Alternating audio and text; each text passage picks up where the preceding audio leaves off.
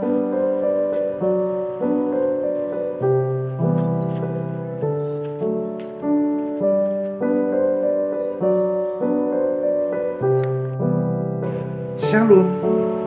saudara. RHI Renungan hari ini saya akan angkat satu tema yang penting, yaitu bersikap rendah hati lebih baik ketimbang berdebat, bertengkar, berkelahi, rebutan, pengaruh siapa yang paling tinggi. Rendah hati lebih baik ketimbang bertengkar, rebutan, pengaruh. Kenapa tema ini saya pilih, saudara? Kita akan belajar dari perdebatan murid Yesus tentang siapa yang terbesar. Dan kita bisa melihat bahwa ini memilukan hati Tuhan. Saudara, pada malam terakhirnya bersama para rasul, Yesus sekali lagi mengajarkan kerendahan hati. Dia mengawali dengan khotbah juga kerendahan hati, khotbah di bukit. Siapa rendah hati, dia begini. Siapa suka mengasihi, begini. Dan itu diulang ketika malam terakhir. Yesus mengadakan perjamuan, dan sebelum itu ada proses para rasul diajari untuk melayani Tuhan. Kerendahan hati, cara yang dipakai adalah Yesus mencuci kaki para rasul itu. Nasihat ini penting pada zaman ini. Karena apa? Karena tidak hanya orang dunia, tidak hanya masyarakat, tidak hanya dunia politik, orang rebutan, menginjek temannya, libas yang lain supaya dia naik. Dan segala cara dibuat dengan berbagai kebijakan. Bukankah tidak hanya di politik, ada kadernya maju enggak, tapi anaknya, bosnya, sang pemimpin ini juga ingin maju, lalu galau ini pemimpinnya. Itu politik. Ikuti kehendak rakyat yang mencalonkan yang bukan anaknya, atau anaknya suruh bilang ini kehendak rakyat juga gitu. Rakyat yang mana kita tidak tahu. Tidak hanya politik, bahkan di dalam masyarakat ramai. Di gereja juga saya pernah menyaksikan ada persidangan gerejawi yang orang berdebat sengit, matanya sampai melotot, lalu gebrak injak, lalu usul, dasarnya begini, luar biasa. Luar biasa.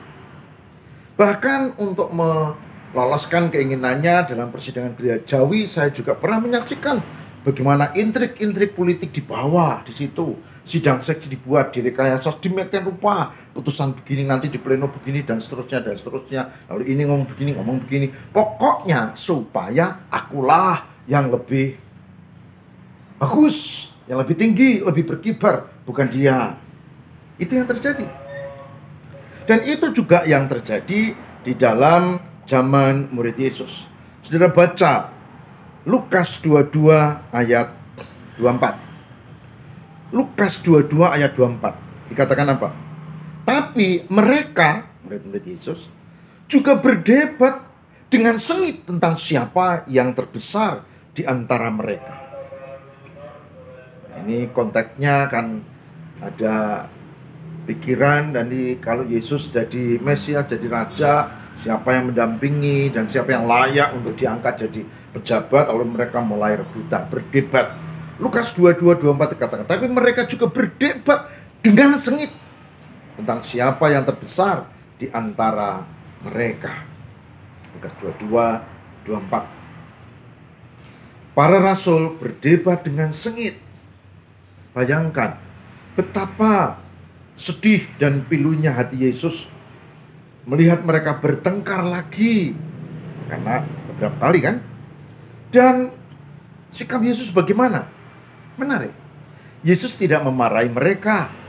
Ketika Yesus memarahi Petrus, iya, tapi di sini justru tidak. Yesus tidak memarahi mereka, dengan sabar mengajak mereka berpikir. Dia mengatakan begini, para raja bangsa-bangsa memerintah mereka, dan orang-orang yang berkuasa atas mereka disebut dermawan. Tapi kalian tidak boleh begitu. Saudara, ini bagian penting. Aku menjadikan diriku melayani kalian, dalam terjemahan bahasa sehari-hari itu ya, di Lukas 22, 25-27. Nah, oleh sebab itu, belajar untuk rendah hati bagian penting. dari iman Kristen. Belajar rendah hati. Dan saya mengajak, mari kita belajar rendah hati. Menganggap yang lain lebih utama, sekalipun kita diremehkan. Sakit, tidak enak diremehkan. Tapi biarlah, toh ada Tuhan yang mengatur. Maka, mari belajar rendah hati.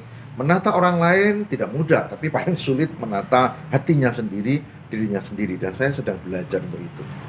Selamat untuk memasuki hidup yang lebih dewasa di dalam iman. Belajar rendah hati, tak perlu berdebat, tak perlu bertengkar tentang siapa yang lebih tinggi. Mari melayani, berserah kepada Allah. Mari kita berdoa. Semoga Tuhan memberkati kami. Semoga Tuhan menyertai kami untuk mampu bersikap rendah hati dan tidak menganggap diri lebih utama dan tidak membuat hal-hal yang tidak berkenan bagi Tuhan.